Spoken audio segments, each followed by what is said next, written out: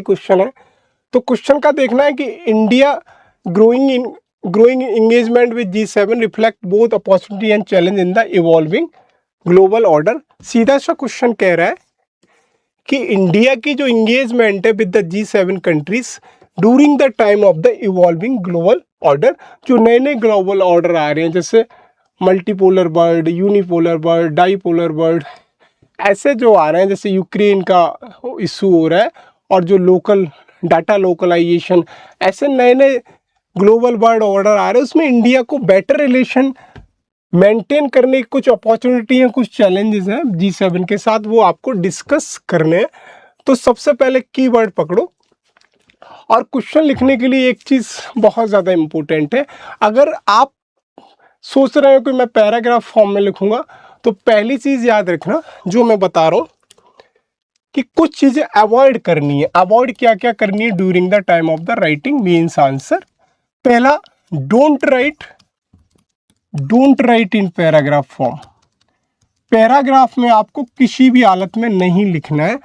Rare in the rarest student कोई होगा जिसने पैराग्राफ फॉर्म में लिखा हो, जिसका सिलेक्शन हो गया, मान लीजिए मेंस निकल गया। रेयर इन द रेयरेस्ट मतलब मैं कह सकता हूँ 0.1 में भी कोई परसेंटेज कोई स्टूडेंट होगा। क्यों? कि यहाँ पे आपके पॉइंट नहीं बनते हैं, पहला। और दूसरा क्या है कि यहाँ पर रिपीटेशन वर्ड और हो जाता है। और दूसरा, रिपीटेशन ऑफ वर्ड नहीं करना है। रिपीटेशन वर्ड का मतलब हो गया कि अगर आप कोई भी कीवर्ड है उनको बार बार रिपीट करते हैं, जैसे कॉपरेशन हो गया, एक क्वेश्चन में लिख दिया, दूसरे में वही चीज़ लिख रहे हैं। कॉपरेशन हो गया, पीस हो गया, डायलॉग हो गया, जैसे बोला कॉन्फिडेंस, मैंने कहा कॉन्फिडेंस बिल्डिंग मेजर हो गया। या ज़्यादातर लोग एक वर्ड डालते हैं कि सर्वे भवन्तु सुखिनः या वसुदेव कुटुंबकम। एक क्वेश्चन में लिखना है। अगर आप मेंस तक पहुंच रहे हैं तो मेंस में देखना इंस्ट्रक्शन में क्या लिखा रहता है। इंस्ट्रक्शन में लिखा रहता है कि don't repeat the words, word को रिपीट नहीं करना है। अब तो यूपीएससी की सीधी सी गाइडलाइन है कि अगर आप बार बार वर्ड का रिपीट करते हैं, एक क्वेश्चन का दूसरे क्वेश्चन में वर्ड या कीवर्ड रिपीट करते हैं, यूपीएससी आपके माइनस मार्किंग करती है। अंदर की बात बता रहा हूँ मैं, 0.5 आपके नंबर काट देगी।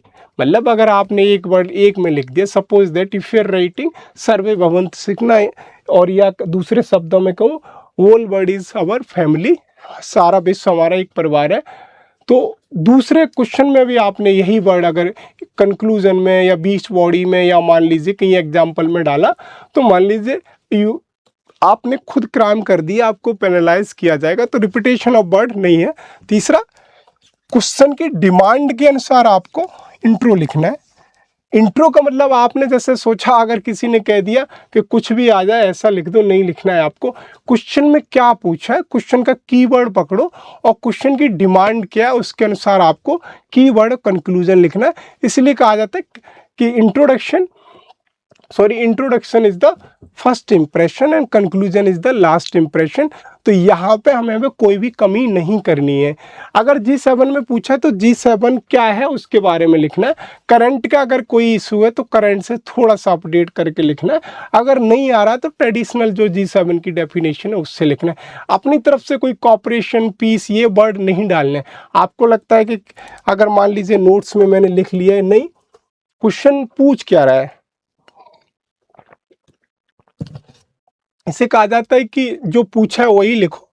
और लास्ट में कहूँगा कि जैसे अगर मान लीजिए आपने इंट्रो लिखा तो इंट्रो सिर्फ 2 से 3 लाइन या मैक्सिमम 4 लाइन, 4 तो बहुत ज़्यादा होगी, 2 से 3 लाइन इंट्रो, और कुछ फालतू के शब्द ना लिखें। जितने भी डायमेंशन हो सके किसी भी क्वेश्चन के, किसी के जितने भी डायमेंशन आप खोल पाए उतने डायमेंशन बुलेट फॉर्म में या कीवर्ड्स में या कहूँ पॉइंट फॉर्म में खोलें। 1 2 3 4 5 6 7 8 जितने भी खोल पा रहे हैं विद इन टाइम लिमिट। अगर 150 क्वेश्चन का है, 150 वर्ड का वो है, तो 7 मिनट अप्रॉक्स 7 to 8 मिनट लिखना है।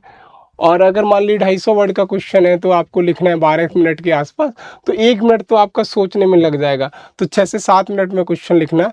तो पैराग्राफ में फॉर्म आप मल्टी डायमेंशन नहीं बन पाओगे। तो ये चीज़ें आपको बहुत ज़्यादा अवॉइड करनी है। और always focus on the keyword that is discuss, कोई भी हो सकता है।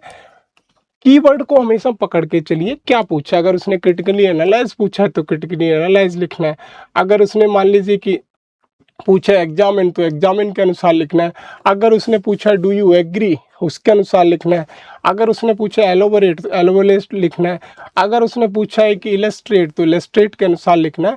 ये नहीं कि आपको जो आता है कि डेफिनेशन में, बॉडी में, या मान लीजिए उसमें, अगर मान लीजिए उसने चैलेंजेस पूछ लिए तो वे फॉरवर्ड लिख के आनी है। अगर क्वेश्चन में पूछा कि इसके चैलेंजेस बताइए और आपने चैलेंजेस बता दिए और चैलेंजेस बता के जस्ट आपने क्वेश्चन को छोड़ दिया, उसके वे फॉरवर्ड सॉल्यूशन ना बताते हो, तो मान लीजिए कि आपने क्वेश्चन की फ्रेमिंग ही पूरी गलत कर दी, आपको मार्क्स हमेशा कम मिलेंगे। दूसरे शब्दों में अगर कहूँ कि अगर चैलेंजेस उसने मेंशन कर दिया है कि G7 के चैलेंजेस क्या हैं तो आपको लिख ही देने हैं। अगर उसने कीवर्ड ही दे दिया डिस्कस तो वहाँ पे लिखने डिस्कस हो गया, एग्जामिन हो गया, ऐसे कीवर्ड क्रिटिकली एग्जामिन हो गया, तो कीवर्ड से भी यहाँ से हमें स्ट्रक्चर पता चल जाता है। कभी कभी क्वेश्चन भी ओपन कर देता है कि स्ट्रक्चर इसका क्या होना चाहिए, जैसे कि इस क्वेश्चन में लिखा है। इस क्वेश्चन में क्या है, इस क्वेश्चन में देखो कीवर्ड भी डाला हुआ है, उसके अलावा ये कह रहा है कि कुछ अपॉर्चुनिटी हैं और कुछ चैलेंजेस हैं इवॉल्विंग ग्लोबल ऑर्डर में। तो अगर मैं डिस्कस को भी ना करूं तो क्वेश्चन ही साफ साफ बता रहा है कि इसमें आपको स्ट्रक्चरिंग कैसे करनी है। तो स्ट्रक्चरिंग कैसे करनी है, सबसे पहले तो मैंने G7 के बारे में बता रहा। तो अगर डिस्कस है, अगर मान लीजिए डिस्कस है तो डिस्कस में करना क्या है, मुझे सीधी सी बात कि इंट्रो में मुझे G7 के बारे में बता देना है। इंट्रो में कैसे बता देना है कि G7 is the group of informal industrialise 7 industrialise democratic nation which is formed 1975 में बना। अगर 7 कंट्रीज ज़्यादा नहीं है तो आप नेम भी लिख सकते हो। उसके बाद सीधा इंट्रोडक्शन के बाद मैं आ जाऊँगा बॉडी पार्ट में। तो बॉडी पार्ट में सबसे पहले मुझे क्या लिखना है, बॉडी पार्ट को डिवाइड कर दो opportunities of the G7 for India evolving global order, पूरी लाइन यहाँ से मैं लाइन पूरी लिखूंगा उसको सब हेडिंग बना के कि इंडिया के लिए opportunity global evolving global order में क्या है। तो अपॉर्चुनिटी में मैं लिख सकता हूँ हेल्थ पे काम, टेक्नोलॉजी पे काम, ट्रेड पे काम, ऐसे बहुत सारे मैं वर्ड लिख दूंगा, साइबर सिक्योरिटी, मैरीटाइम सिक्योरिटी पे काम, ऐसे बॉडी में मैं यहाँ से लिख दूंगा अपॉर्चुनिटी। खाली अपॉर्चुनिटी भी लिख के नहीं छोड़ देना है, हमें पूरा वर्ड लिखना है कि opportunity for India in the evolving global world order. वहाँ से अपॉर्चुनिटी में मैं हेल्थ की लिख दूंगा, हेल्थ में, टेक्नोलॉजी में मैं लिख सकता हूँ। उसके अलावा मैं क्या लिख सकता हूँ ट्रेड में लिख सकता हूँ, और उसके अलावा सिक्योरिटी में लिख सकता हूँ। सिक्योरिटी के अलावा और क्या लिख सकता हूँ मैं, इसके अलावा टेक्नोलॉजी में लिख सकता हूँ। 7 से 8 पॉइंट अगर मैंने यहाँ पे लिख लीजिए। और जैसा कि हमने पहले पढ़ा मैं एग्जाम्पल के साथ, जैसे इंटेलेक्चुअल प्रॉपर्टी राइट, सिक्योरिटी में मैरीटाइम सिक्योरिटी, ट्रेड में 43% वाला मैंने दे दिया, इन्वेस्टमेंट FDI, टेक्नोलॉजी में इंटेलेक्चुअल प्रॉपर्टी राइट ले लिया, साइबर सिक्योरिटी में दे दिया, हेल्थ में पेंडेमिक। ये सारे एग्जाम्पल मुझे लिख देने कीवर्ड के साथ। तो अपॉर्चुनिटी में क्या है, मेरे जो डायमेंशन है बहुत ज़्यादा डायमेंशन यहाँ से खुल के आ रहे हैं। अगर यही वर्ड अगर आप पैराग्राफ फॉर्म में लिखोगे तो शायद आप अपॉर्चुनिटी बताते बताते इनको लिखते लिखते आपके पेज खत्म हो जाएंगे, फिर आप चैलेंजेस कहाँ बताओगे। तो यहाँ से मेरा कहने का मतलब सीधा साधा ये है कि 6 से 7 पॉइंट अगर मैंने मल्टी डायमेंशन बताया, ज़्यादा से ज़्यादा डायमेंशन खोलने का काम कर रहा हूँ मैं यहाँ से। फिर अगर मैं उसके बाद लिखूंगा चैलेंजेस, तो चैलेंजेस में क्या है, चैलेंजेस में क्या है, जो मैंने चैलेंज लिखा कि इंडिया को जियोपॉलिटिकल सिचुएशन में जियोपॉलिटिकल चेंजेस आ रहे हैं, जैसे यूक्रेन का वार विद द रशिया, मेंटेनिंग उसके साथ रिलेशन बनाने, रूस के साथ भी बनाने, टेक्नोलॉजिकल जैसे मैंने जियोपॉलिटिकल चैलेंजेस में हम जियोपॉलिटिकल चैलेंजेस जैसे वार अमंग द नेशन लोग, और ट्रेड में डेटा लोकलाइजेशन, डेटा ग्लोबलाइजेशन में भी मैं लिख सकता हूँ, और टैरिफ भी लिख सकता हूँ। उसके अलावा टेक्नोलॉजी में मैं लिख सकता हूँ, टेक्नोलॉजी बैरियर में लिख सकता हूँ, मिडिल इनकम कंट्रीज में भी लिख सकता हूँ मैं।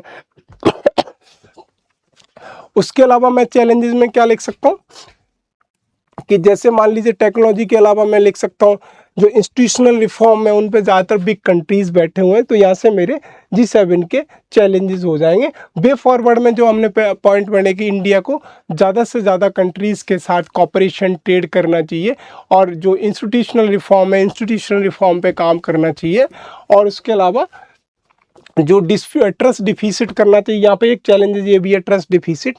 तो ये हमारे कीवर्ड हैं, जितने भी कीवर्ड या मान लीजिए हम बुलेट फॉर्म में 1 लाइन 2 लाइन लिख के जितने भी ज़्यादा पॉइंट डालेंगे उतने ज़्यादा हमें मार्क्स मिलने वाले हैं। उसके बाद हम यहाँ से अपना कंक्लूजन लिख सकते हैं। कंक्लूजन में हमें सीधा सा यहाँ से ये लिखना है कि India playing a better role to maintain a better relation with the G7 के साथ in the time of emerging global order, लेकिन उसके साथ कुछ प्रॉब्लम्स भी है इंडिया के साथ, तो उसको ट्रेड कॉपरेशन इनके साथ, या हम कह सकते हैं डायलॉग एंड डिप्लोमेसी के साथ हम इसे कम से कम कर सकते हैं to maintain a trade deficit, to maintain trust deficit को मेंटेन करने के लिए, ट्रस्ट डिफिसिट को कम करने के लिए।